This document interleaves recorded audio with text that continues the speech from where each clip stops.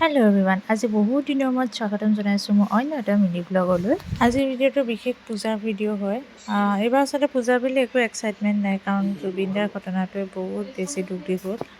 প্ৰত্যেকটো মণ্ডপতে জুবিন দাৰ ফটো আৰু জুবিন দাৰে গান। উফৰাম, এইখিনি দেখি যেন মোৰ হাড়ৰ যে কোনোবা এটা চুকত বিন্ধি গৈছে তেনেকুৱা এটা অনুভৱ হৈছিলে।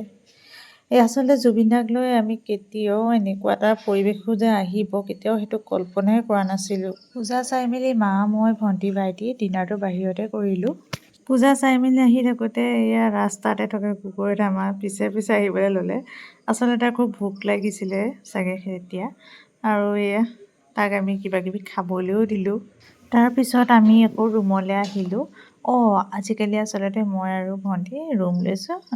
কেলৈ লৈছোঁ কি কথা আমি ক'ম, নেক্সট ভিডিঅ'ত ক'ম। আৰু আজিলৈ ভিডিঅ'টো ইমানতে সামৰণি মাৰিলোঁ। ভিডিঅ'টো শেষলৈকে চোৱাৰ কাৰণে বহুত বহুত ধন্যবাদ।